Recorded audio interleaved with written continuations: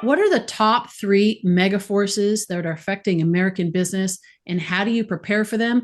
Our guest today is John Rossman. He is a leading authority on innovation, leadership, and digital transformation. He's actually a former Amazon executive and the best-selling author of the Amazon Way series. He offers unparalleled experience and expertise in driving business success through strategic innovation and leadership excellence. And today, we're going to talk about those top three mega forces that are shaping American business, how to solve wicked problems, and the Big Bet framework, which is all covered in his latest book, Big Bet Leadership. And it is fantastic. It is a playbook. You're going to want to read through this just to kind of familiarize yourself with it and then keep it handy when you are actually going through your transformation process, because it actually is a step-by-step playbook. It's fantastic. So John, welcome to the Leaders Transformation. We're glad you're here. Nicole, awesome. Thanks for having me here. I'm just going to let you keep talking because you do a great job of kind of getting to the heart of it. Well, I love bragging on people and highlighting what they do well. And you certainly, I was so impressed. And literally, I was telling my husband, I was like, oh, I'm gonna have this guy on that, you worked with Amazon and the Amazon marketplace, that you were part very instrumental in leading that and making Yeah. that happen. Wow, amazing. So much that we can learn. And I know that we'll get a little bit of a taste of it here today. So I appreciate that. So lots of changes happening already, lots of changes coming. Let's talk about those three mega forces just kind of as a baseline. Yep. We understand what we're dealing with, and then how do we navigate through that? You can Yeah. unpack it. So the pretext of the book is about why, as leaders, do we have to become better at being able to transform, like fundamentally change and improve our customer experiences, our operating models, our cost structures, like how we do business. Because we aren't very good at it today, right? All the statistics show how difficult, Yeah. even an incremental change, let alone fundamental restructuring. So the argument we make in the front part of the book is about the hyper digital era. And the short story is that if you think the past 25, 30 years of kind of digital transformation and digital disruption has been exciting and has created a lot of change, that's the early innings. That's the pretext to this next era of change. And what we fundamentally believe is kind of the three mega forces driving that change. Well, certainly technology is one of those changes, but it is just one of those, and it is a mega force. Like, this is something to contend with, both new superpowers to harness, but also new threats and challenges and errors that we don't really want to make, but we know we're going to make. So that's one mega force. The other mega force is the aging of our population and kind of the decreasing availability of a skilled workforce. Every Western country is facing this mega force, some much more severe than the US is, right? So Japan and much of Western Europe. And essentially, like, our workforce is aging, our birth rate is declining. And this is just the reality that we have to be designing our companies and our work for, is the aging of America and scarcity in skilled labor. And then the third mega force is really that our country is going to have a bunch of constraints on it relative to kind of our committed spend, right? So our committed spend is both all of the entitlement programs that we've committed to as a country and want to commit to as a country, as well as our debt, right? Like, a lot of these things are in the news. I'm not a political analyst, but that does create competition for capital, and we need to create an environment where innovation thrives and where we outgrow this challenge of kind of the committed spend.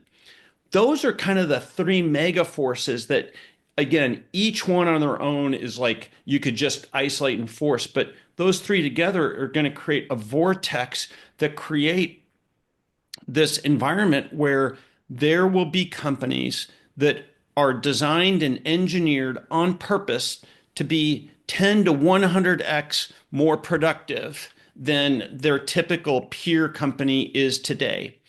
And so there's going to be a whole new set of winners, a whole new set of losers. And what we need to do today is prepare for it, but prepare for it by becoming good at how we actually explore and experiment on these concepts of transformation.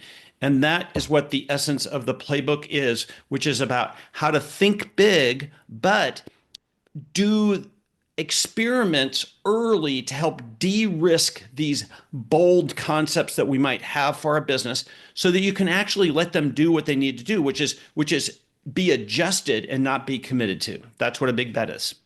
Yeah. Yeah. Well, and that's one of the things I really appreciated about in your book is that because you acknowledge the fact that there are these constraints, there are these things that we need to take into consideration. It's almost like anchors that can hold you back from actually making those, because we can talk about the transformation and the opportunity and the possibility and all of that, but we also need to recognize what we need to let go of and or what we need to address and like you said, plan for. And so that de-risking, it's like when we think about big bets, we think about gambles, we think about just, shooting for the moon, and we think of I know, like Richard Branson, right? Screw it, let's do it. Yeah, okay, so he's an anomaly a little bit, but also he may say that, but there's a lot that's going behind the scenes that people don't hear or know about. And so they just kind of like, oh, I'm going to do the same thing and I'll just put it Right. out there. And it's like, no, you're not getting the whole picture there in terms of how he's been able to be successful in doing that, Yeah, kind of the having metaphor the of the book. team behind him. Yeah. The metaphor of the book is about like how do you become the shark at the table, right? The shark at Yeah. the table has some unfair advantages, typically unfair information, right? Like they understand the table better, they can see things better. And that's the whole goal here is how to gather more information up front so that you truly de-risk the largest conceptual risks of your concept. The challenge is what most leaders do is they address risk by descaling the ambition, by descaling what their view of the future is. And so they just become this very incrementally driven organization. And incremental change is important. Incremental change is fine, but it won't create new competitive advantage for you, right?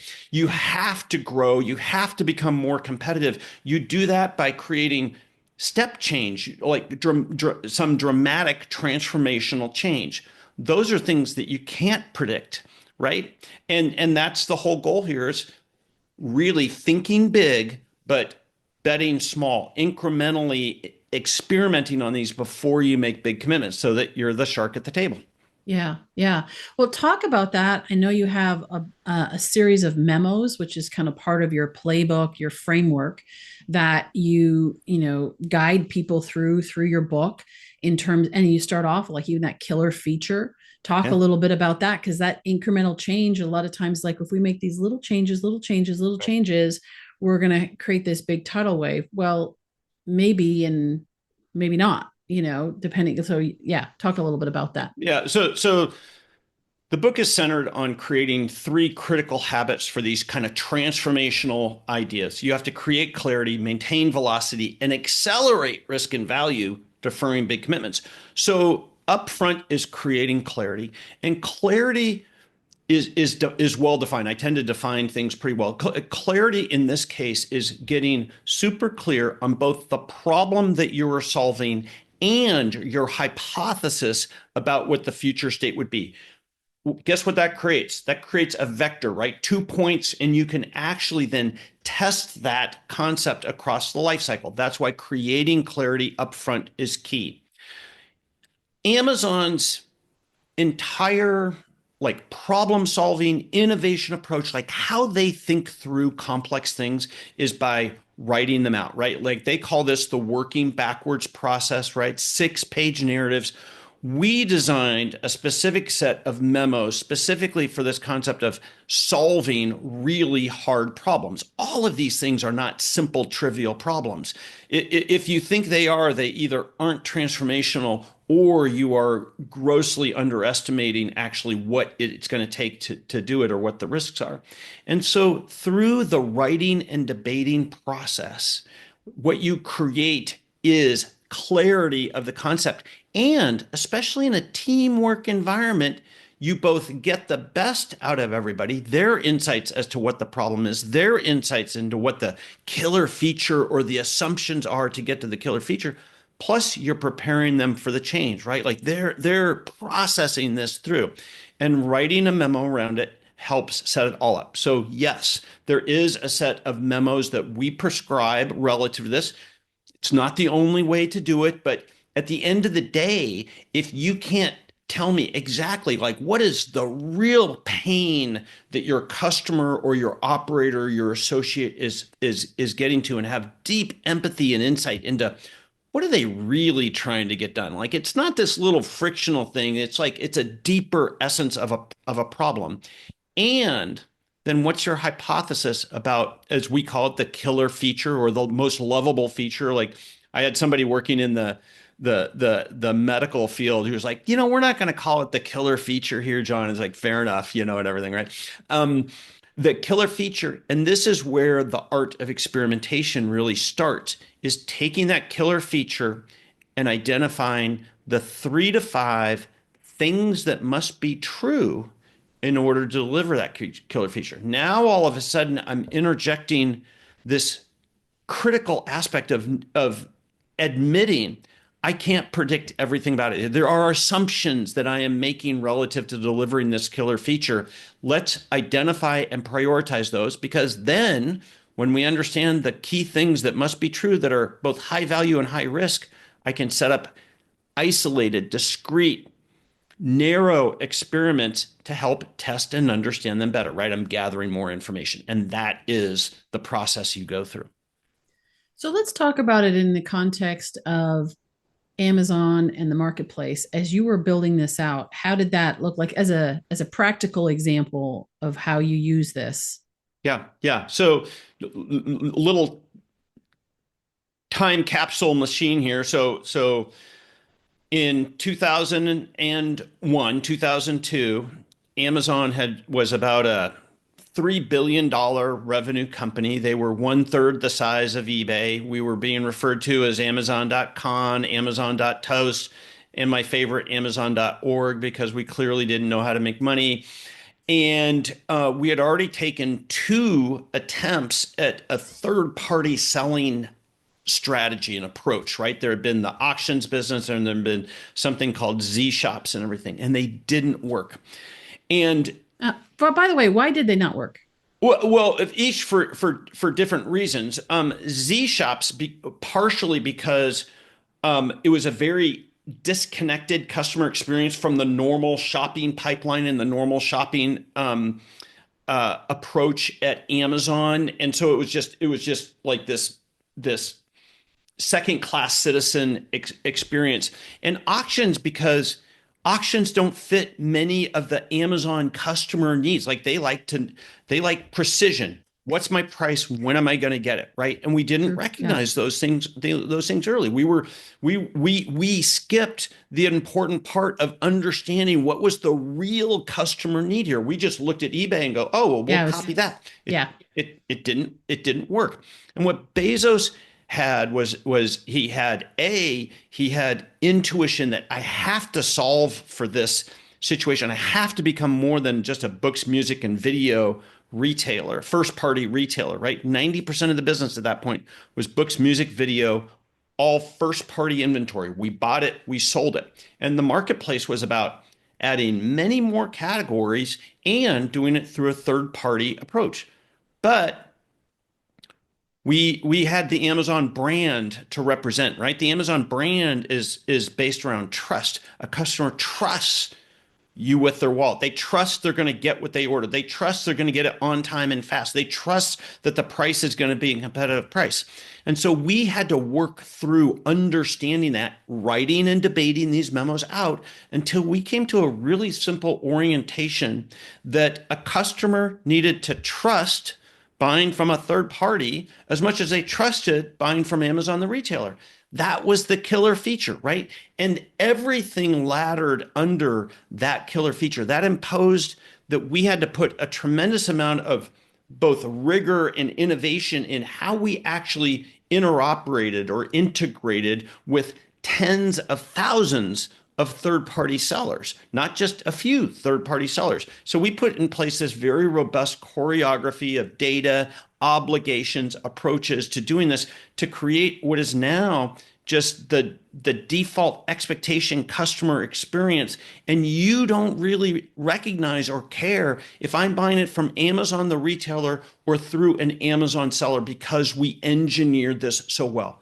But it was only because we truly understood, we learned from failure and we truly understood like this was the real customer need. So yes, we wrote all of these types of memos. We didn't call them the same things we call them in this book, but I did write the future press release, which is one of the memo types for the marketplace business. And I think it really set the basis for why the marketplace business was successful.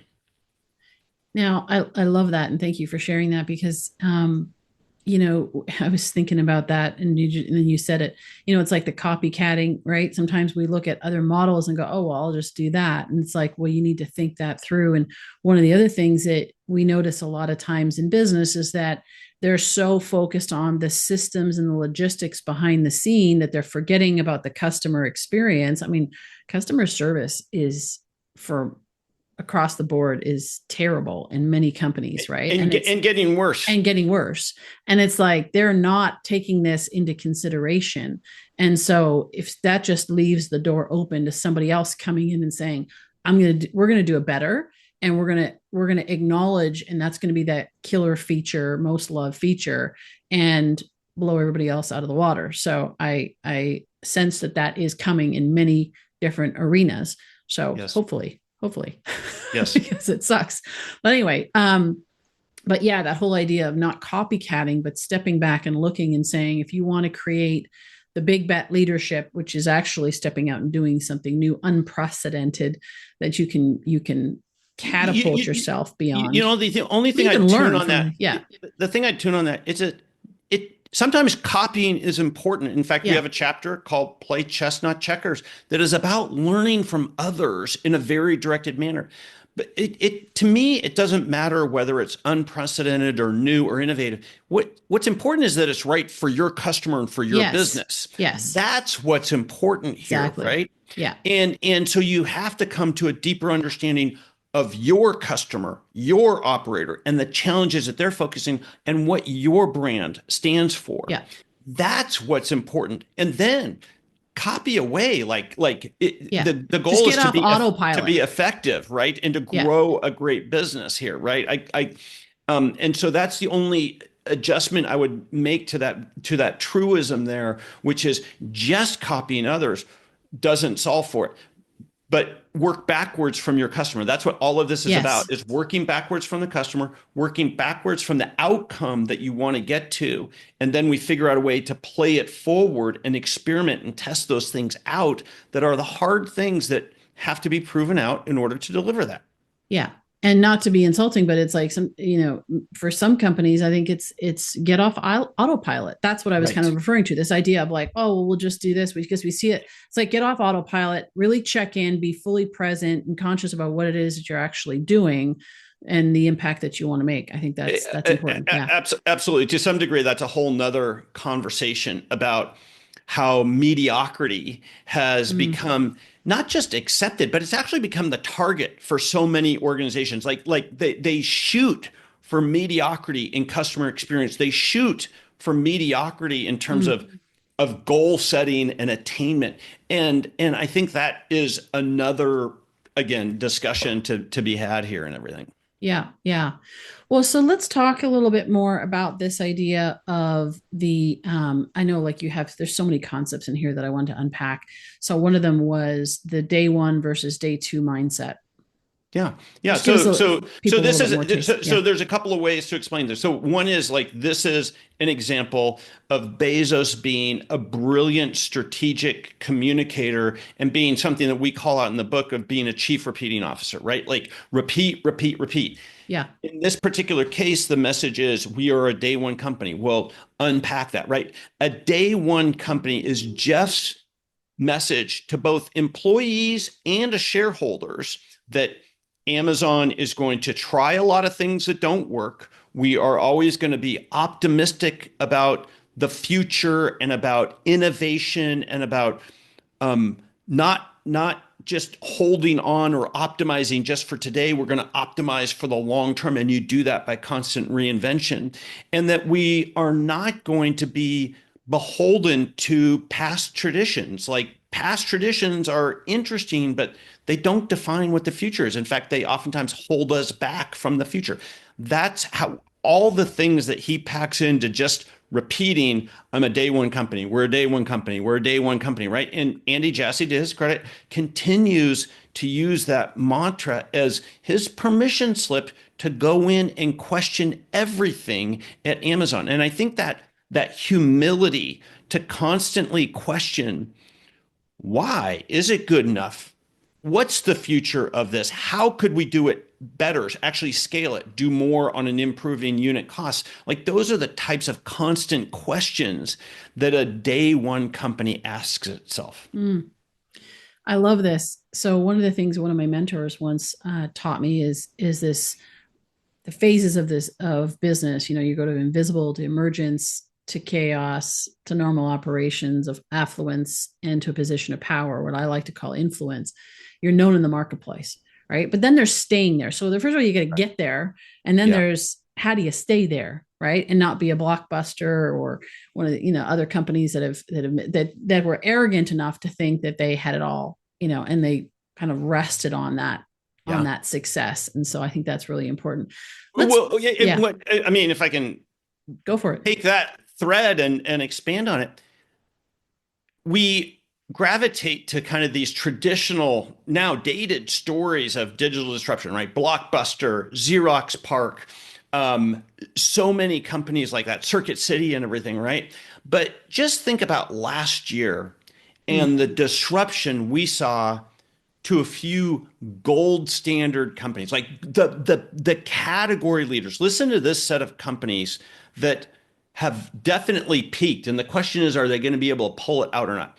Starbucks, Nike, Boeing, and Intel, right? Like Mm. those are four gold standard brands and innovators that have all suffered from their own version of kind of what we're trying to avoid here, their story of both accepting mediocrity and having a diluted value proposition. And Hmm. it's the combination of kind of that innovators challenge plus becoming kind of a fat and happy culture that is the combination that creates so many challenges in these successful businesses. And as you point out, it's one challenge to kind of get there. And it's a whole nother type of playbook and leadership playbook to not suffer from that set of things. And that is really one of the things that I respect about Amazon. And you can, and I can complain about lots of things about what goes on at Amazon. They are not perfect at all. But I'll tell you what they are. They're fundamentally humble, and they realize that if we don't keep going to be a day one company, we're going to become a commodity. And Yeah. that's what leaders at successful companies they lose sight of, is that competitive advantage is short and getting shorter, and you have to invest the right amount into kind of this reinvention set of horizons. And that's what this playbook, Big Bet Leadership, is for, is how do we create those next horizon businesses and business models? Yeah. Yeah. And coming back to those three mega forces is you tie that all in terms of from the technology standpoint, utilizing technology, also from a talent standpoint. We'll talk about that just for a moment here. And then of course, like you said, those constraints and all of that. Let's talk about the talent. I know you mentioned in the book, which goes against some of the current climate of how things are and fractional leadership and so Yeah. forth. And you talk about, which I completely get, the idea of fractional leadership and why people, why companies are doing that. And I totally agree with you 100% on this idea of the importance of a full-time team, people that are sold out, the directly responsible individual, because I've seen it even like in working with small businesses. I mean, you put, heck, even volunteers, if you don't have somebody who is absolutely 100% committed to it and it's a side gig, it just doesn't work long term. You get mediocrity, you get just Yeah. enough, maybe And these fractional teams maybe work for kind of some incremental situations and in well between. understood And projects, yeah, right? Right. But when we are tackling a what should fundamentally be a big opportunity and a complex opportunity or portfolio of considerations that we're debating, yeah. a dedicated team has all sorts of advantages that a fractionalized team can never bring to the table.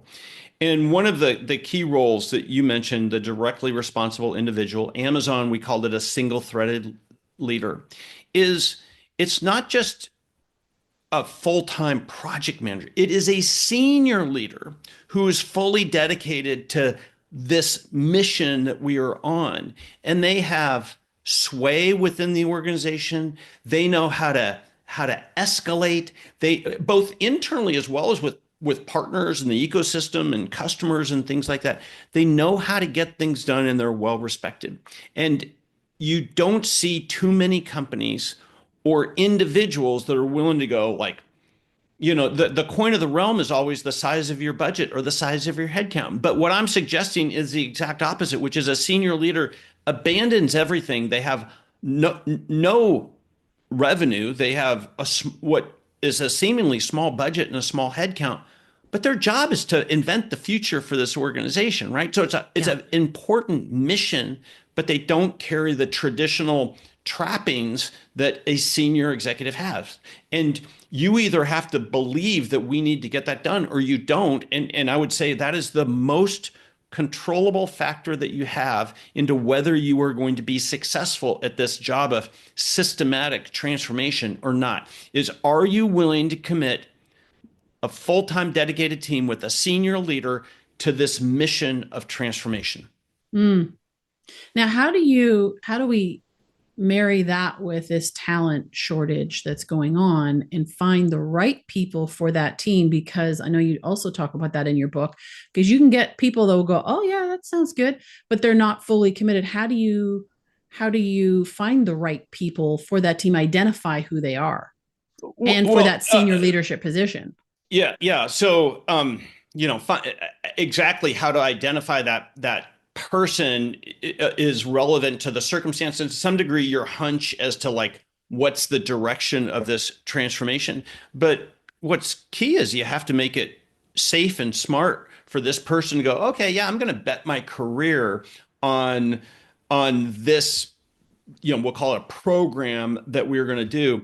The co-author of this book, Kevin McCaffrey, was my client. He ran new business incubation at T-Mobile. And one of the things, we wrote this book not just for companies, but for the teams that are driving these transformations, because there's nothing as exciting for your career as to be associated, to be on one of these teams. But there's also nothing quite as risky as being on one that isn't successful. And if you look at the odds of success, a lot of these aren't going to be successful. And so that's why setting these things up, we have a whole section on the big bet environment and everything, right? Around the right policies, the right mindset, the right, call it, vessel that we put this into is critical to its success. The team is part of that vessel, but only part of what you have to get successful. But you have to understand this is a different game that we are playing. We are not shooting for operational optimization. We are shooting for learning. We're shooting for experimentation. And that will lead us, we believe that will lead us to a concept that then we should invest in going forward. But you have to understand what you're shooting for is, which gets to the second critical habit, which is velocity. You have to maintain velocity. every company starts off one of these initiatives or their annual plan with like, we're fully committed, you'll get my time and attention, but it quickly devolves into just another project meeting, just another thing on the calendar. It slows down to the typical operational cadence within an organization.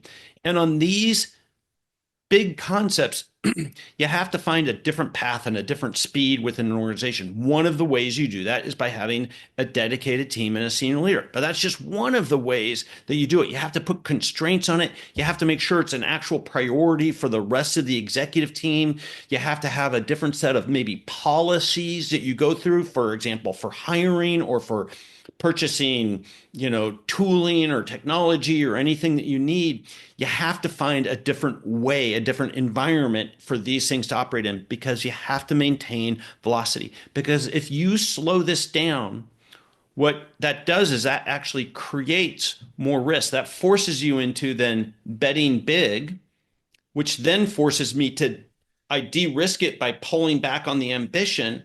And then I just have another incremental view of whatever problem I'm solving for. And that's the vicious cycle that these things go on. Yeah. Yeah. Well, and so what I'm hearing in that is you have an organization, you have this huge organization and this engine that's moving forward and it's moving at a certain pace. And then you're going to test some things. You're going to have this big bet that's happening on the side, and it's going to be separate. And you also talk about in your book about, even from a technology standpoint, being able to move quickly. And we can talk about, agility and all of that, and your take on the downside of agility and all that. Right. So there's that. It's not an either or, are we this or are we that? That's It's right. how do we work together on that? And what I loved, you said in the book, you call it don't bet the ranch. I learned that firsthand from my dad, and I learned that from my own personal experience. I said, you know what? I learned don't bet the farm is what I call it. Don't bet the farm. How did you learn that from your dad? My dad, being a small business owner, he'd go all in. So he had a successful business, he had another business on the side, everything's going really well, and he wanted to do something else, and he investigated it, researched it, and all of that. And this was back when I was like 12 years old. And he sold his business, not having mentors and so forth. He sold this thriving business and walked and set aside this other one. And my mom kind of picked it up. It was a family business, and he sold it to put it into this other thing, and then this other thing failed. Not just failed absolutely miserably, and I mean that's a whole story in itself. And I've seen how he's the screw it, let's do it, Right, and his right. his motto is always like, yeah, let's give it a shot, and we'll clean up the mess later. Which, And there was oftentimes there was a mess, and so the specific chapter, but it does weave across the book, is a chapter 4, called Think Big but Bet Small. And Yep. it really is about this concept of persecuting the concept way more than just a normal kind of diligence or analysis Yeah. does. One of the biases that companies tend to fall prey to is they fall in love with an idea, right? We build one concept, and by the time we're getting to kind of final approval and like, are we go, no go, like it's kind of either that or we do nothing. Yeah. And one of the powerful lessons that I learned at Amazon and a number of other places is having a portfolio view of 10 things we could go do, knowing that we're probably going to go do one of them, but evaluating those against each other and doing thought experiments and tests against them far more. It feels like you're wasting time and money, but you are both improving your concept and you're de-risking it, and you're helping to avoid this natural bias of just like, yeah, we're going to fall in love with the business and then we are going to take the big leap when we really haven't done the diligence that these major bets take. Yeah. And so that's both the essence of the book, but in particular, that chapter is about how to stack rank the assumptions, the risks, and design thoughtful, fast, isolated experiments in order to understand that factor better so that then you make a better decision. And then we have a chapter in Big Bet Management my favorite chapter title, which is Continue, Kill, Pivot, or Confusion. And it's about how to run the high stakes meetings well, because those high stakes meetings where you're making the go no go decisions and everything, right? Do we pull back? Do we lean forward? Do we pivot? Well, what typically happens is confusion. And it's because we don't appreciate what these meetings are, the job to be done in these meetings, and we don't set them up. And executives don't recognize what they need to do well, and we don't run them well. So we have a kind of prescriptive approach to how to do those meetings well. Yeah. John, there's so much in this book. I love it. And it's just so on point. And I love it because it's not just theory. There's a lot of leadership books out there and some from wonderful authors and so forth. But the way that the way that you and Kevin unpack it and practically speaking, talk about how you applied it. Here's what you learned. Here's what you did. It just stands out. And I just want to comment on Thanks. that. And yeah, the one thing I would add to that is we kept the book very readable, right? It's 45,000 words. And it's a great listen. But we took all the tools, the templates, the checklists, and we have a rich set of free resources for a reader. You don't even have to read the book. You can get the resources at bigbetleadership.com that takes all of this story and approach and actually draws out kind of the paint by numbers tools that you need in order to do it. Fantastic. Fantastic. And we'll make sure that that is highlighted in the notes, that everybody who is scanning the notes quickly will be able to get that as well. I do encourage people, though, get a copy of Big Bet Leadership, your transformation playbook for winning in the hyper digital era. There's so much in this. And it's one of those books I can tell you that it's going to stay on my shelf. I read a lot of books, and there's a lot of books that I'll pass on or donate after because I just don't want volumes of like libraries full of books and so forth. But this one's going to stay on my shelf because I know that this, and not just on my shelf, but as a resource so that I can reference it back again and again. So I highly recommend you get a copy of that. John, thank you so much for being here. Such a pleasure. And just to get you unpacking, even as I read it, but then unpacking it a little bit more and bringing it to life is just fantastic. So cool. Thank you so much. Thanks, Nicole, for the platform and for your preparation and great conversation. Thank you. Of course, of course. And I always say leaders of transformation take action. Sometimes that action is stepping back and reflecting and doing some deep thought. Sometimes it's actually taking action and going out and doing something. And you got to know what the timing is and where you're at. And I just encourage you to start with is take action. Get a copy of John's book. If this is piquing your interest, if you are in the midst of a transformation or you are looking at making big bets in your business, whether you're a senior leader of a company with thousands of employees, or whether you're an entrepreneur starting out, there is so much that you can learn here, because it's like you can apply this even on a small scale to your business, which you might actually say that the risks are higher in terms of how the impact on you in your business and your family and what you're doing. So whether you're a small business owner, whether you're a big business leader, I know that this is going to be very valuable to you. So take action on something here today that you learned, whether you apply it to yourself and you go get those resources, or you get the book. Do something to move you forward, and that's what leaders do. Okay, and that's how we create transformation, because I say that because we can listen to podcasts all day and it's wonderful. We can read books all day and all that stuff's great, but you got to take action on and apply it. And that's where the transformation happens. So I encourage you to do that. We'd love to hear your stories. You can go on leadersoftrandsformation.com and reach out to us there. Give us your feedback. Of course, we're all on social as well. There's lots of other resources also on the Leaders of Transformation. We have over 525 530 by the time this is released, episodes out there, amazing people making a difference in the world that can help support you along your journey this year, as well as additional resources that I provide as a coach. And we've got a new faith community we just launched, so lots there. Go check it out. And if there's any way we can support you, let us know. So again, thank you for being here, John. Thank you for being here. And we'll look forward to seeing you next week on another episode of the Leaders of Transformation.